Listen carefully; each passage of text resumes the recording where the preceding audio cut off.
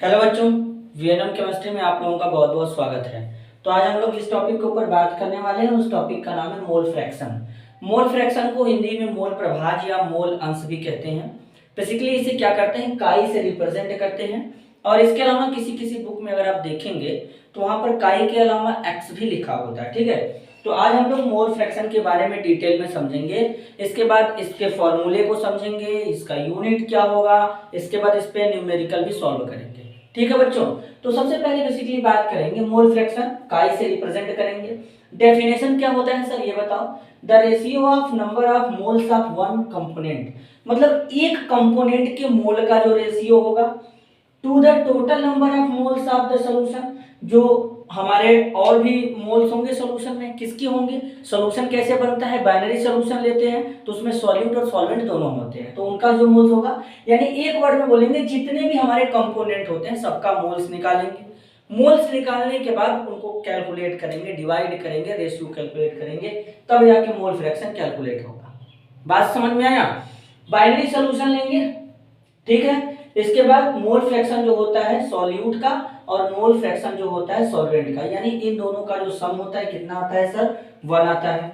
Mole fraction जो होता है सर वो टेम्परेचर इंडिपेंडेंट होता है, क्योंकि ये टेम्परेचर पर डिपेंड नहीं होगा। मैंने पहले भी बता रखा है, जैसा कि मैंने पहले बताया था कि जो जहां जहां वॉल्यूम टर्म आएगा वो टेम्परेचर डिपेंडेंट होगा, और जहां वॉल्यूम टर्म नहीं आएगा वो टेम्परेचर इंडिपेंडेंट होगा। तो यहाँ पर वॉल्यूम टर्म नहीं आता है, तो इसका मतलब है कि मोल फ्रैक्शन जो है वो टेम्परेचर इंडिपेंडेंट होगा। बात समझ में आया। अब फार्मूले की ओर चलते हैं। तो सबसे पहले हम लोग सॉल्यूट के रिस्पेक्ट में मोल फ्रैक्शन का फॉर्मूला कैलकुलेट करेंगे। जैसा कि मैंने एक बात और बताया था कि अगर हम लोग सॉल्यूट के लिए मोल फ्रैक्शन लिखेंगे तो पूरे चैप्टर में मैंने तुमको बताया था कि बेसिकली हम लोग सॉल्यूट को बी और सॉल्वेंट को ए मान के चलेंगे। तो सबसे पहले सॉल्यूट के लिए कैलकुलेट करते हैं। तो यहाँ पे क्या हो जाएगा, chi B is equal to, अब समझ में आ रहा है कि काई बी क्या है। चलो मैं एक एक चीज एकदम ओपन करके लिखूंगा ताकि तुमको समझने में आसानी हो। चलो, मोल फ्रैक्शन ऑफ सॉल्यूट, अब यहां पे क्या हो जाएगा, chi B is equal to number of moles of solute, ठीक है। इसको डिवाइड करेंगे किससे, फिर से लिखेंगे number of moles of solute plus number of moles of solvent. आप बात समझ में आया। अब देखो ये बना यहाँ पे, अब इसको फॉर्मूले में कैसे कन्वर्ट करें, हालांकि तो फॉर्मूला है लेकिन इसको बेसिकली शॉर्टकट में कैसे लिखेंगे। तो देखो एक्स भी है, number of moles of solute, इसको ऐसे भी लिख सकते हो। कैसे, एक्स भी, यानी सॉरी एक्स नहीं है, मोल हम लोग काई लेके चल रहे हैं, दूसरे बुक में एक्स लिखा होता है। Number of moles of solute, तो मोल्स किसके दिखाएंगे, स्मॉल एन से दिखाएंगे, is equal to number of moles of solute small N, number of moles of solvent plus capital N. बात समझ में आया। अब अगर small N is equal to लिखोगे तो यानी क्या हो जाएगा, N is equal to W by M होता है। अब capital N is equal to लिखोगे तो क्या हो जाएगा, डब्ल्यू बाई एम। एक बात ध्यान देना, यहां पर ये जो डब्ल्यू है वेट ऑफ सॉल्यूट, यहां पर ये जो है मोलर मास ऑफ क्या होगा, सॉल्यूट होगा। और ये जो स्मॉल एन है ये क्या होगा, स्मॉल एन यहां पे क्या होगा, small N moles of solute. बात समझ में आया। तो अब यहां पे तुम समझ गए होंगे कि कैपिटल एन क्या होगा। कैपिटल एन क्या होगा, यहां पे मोल्स ऑफ सॉल्वेंट, डब्ल्यू क्या होगा यहां पे, मोल्स ऑफ, यहां पे वेट ऑफ सॉल्वेंट हो जाएगा, वेट ऑफ सॉल्वेंट हो जाएगा।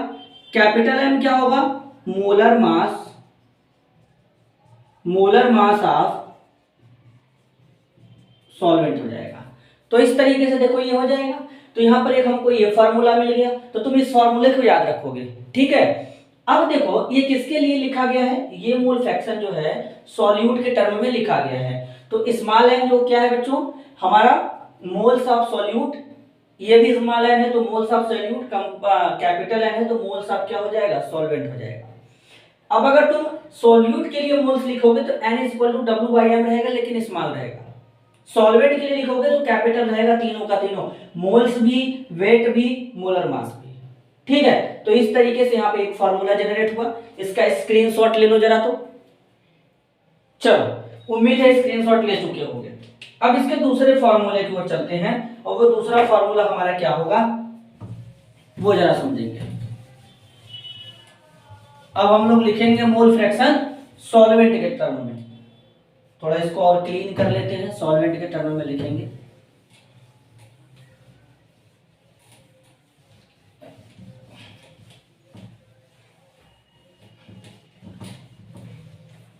चलो, अब यहां पे फॉर्मूला लिखते हैं।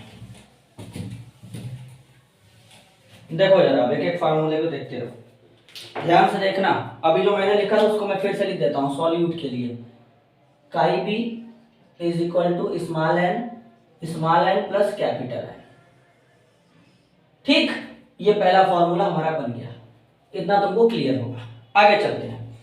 अब यहां पे दूसरा फॉर्मूला चलेंगे, किसके लिए चलेंगे sir, mole fraction of solvent. अब सॉल्वेंट है तो यहां पे क्या लिखेंगे, काई ए लिखेंगे, इज इक्वल टू, अब क्या बनेगा, number of moles of solvent divided by number of moles of solvent plus, यहां पे क्या लिखेंगे, number of moles of solute. बात समझ में आया। अब उस तरीके से हम लोग इसको लिख सकते हैं कि नहीं, तो इस तरीके से भी लिख सकते हैं। कैसे लिखेंगे, यहां पे देखो क्या हो जाएगा, X A is equal to, moles है सॉल्वेंट का तो कैपिटल एन, फिर यहां पे क्या हो जाएगा, capital N plus small N. देखो कितना आसान है।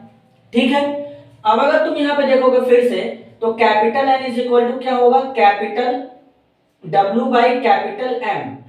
अब यहां पे जरा देखो क्या होगा, वेयर, कौन क्या होगा, फिर वही बात है, कैपिटल एन क्या होगा, नंबर ऑफ मोल्स ऑफ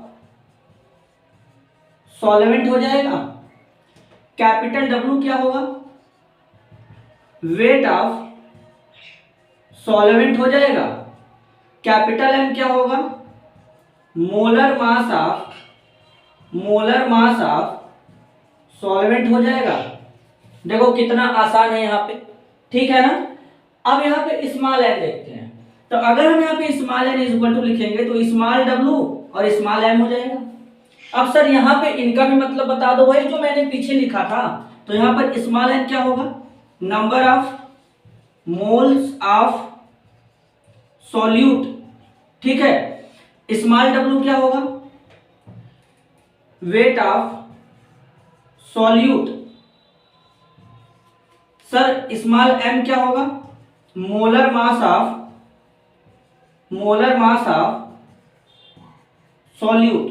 देखो कितना आसान है। इस तरीके से एक बार मैं देख लेता हूं पूरा क्लीन दिख रहा है कि नहीं दिख रहा है, एक एक पॉइंट यहाँ पे दिखना चाहिए, एक एक फॉर्मूला अच्छे से यहाँ पे क्लियरिटी के साथ दिखना चाहिए, सब अच्छे से दिख रहा है। तो देखो ये यहाँ पे हो गया इतना आसानी से। जरा मैं एक थोड़ा सा 1 मिनट बच्चों दो, थोड़ा सा ब्राइटनेस और इंक्रीज कर देते हैं। हाँ अब ठीक है।